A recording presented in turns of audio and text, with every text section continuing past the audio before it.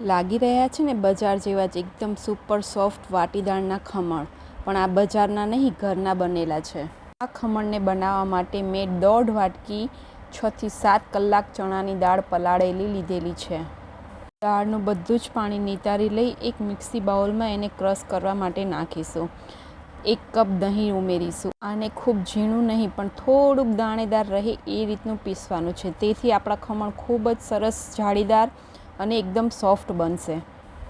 જુઓ આ રીતનું આપણે હાથમાં લઈને થોડો હાથ આમ મસળીશું તો એકદમ ઝીણું નહીં પણ થોડુંક દાણેદાર લાગશે. હવે આ મિશ્રણને એક બાઉલમાં કાઢી લઈશું અને ત્યાર પછી તેમાં થોડી હળદર અને હિંગ નાખીશું. હળદર અને હિંગ નાખ્યા પછી હાથેથી અથવા તો વિસ્કરની મદદથી સારી રીતે ફીણી લઈશું. 2 થી 5 મિનિટ માટે આ રીતે આ બેટરને ફીણવાથી આપણું બેટર એકદમ હળવું થઈ જશે અને તેનાથી આપણા ખમણનું સ્ટ્રક્ચર એકદમ જાળીદાર બનશે. હવે તેને ઢાંકીને આખી રાત માટે રાખી મૂકીશું. આખી રાત મૂકીને જોઈશું તો સવારે આપણા બેટરમાં ખૂબ જ સરસ મજાનો આથો આવી ગયો હશે. તેથી આપણા ખમણ ખૂબ જ સોફ્ટ બનશે. પછી એક નાનો આદુનો ટુકડો, 2 થી 3 લીલા મરચાં અધકચરા જેવા ખાંડીને આપણે એ બેટરમાં નાખીશું, જેથી તેનો ટેસ્ટ ખૂબ જ સરસ આવશે. આદુ મરચાંની પેસ્ટ નથી કરવાની, થોડા અધકચરા નાખવાના છે. હવે 1 ચમચી મગફળીનું તેલ નાખી સારી રીતે વિસ્કરની મદદથી ફીણી લઈશું.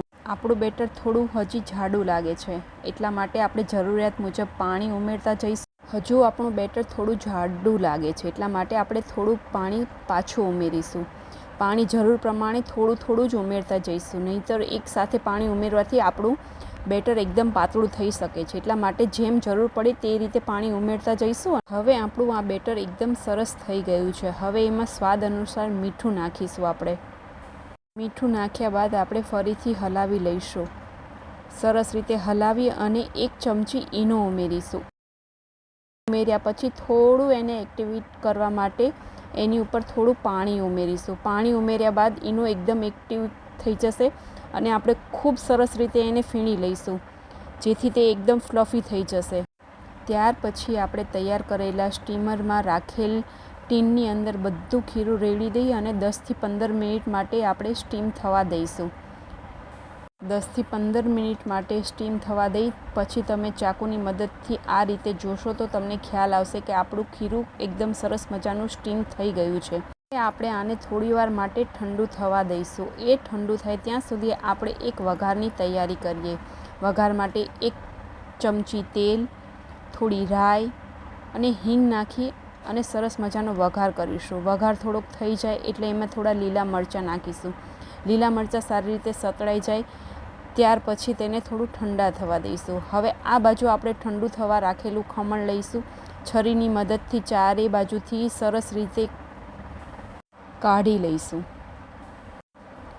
જો આપણું ખમણ કેટલું સરસ મજાનું ફૂલાઈ અને ડબલ થઈ ગયું છે. લાગે છે ને બજાર જેવું જ. જોતાં જ લાગે જાણી સ્પંચનો ટુકડો હોય એટલી સરસ મજાની જાળી પડી છે. હવે તેને સારી રીતે આપણે પીસ કટ કરી લઈશું. પીસ તમારી ઈચ્છા મુજબના નાના મોટા કટ કરી શકો છો.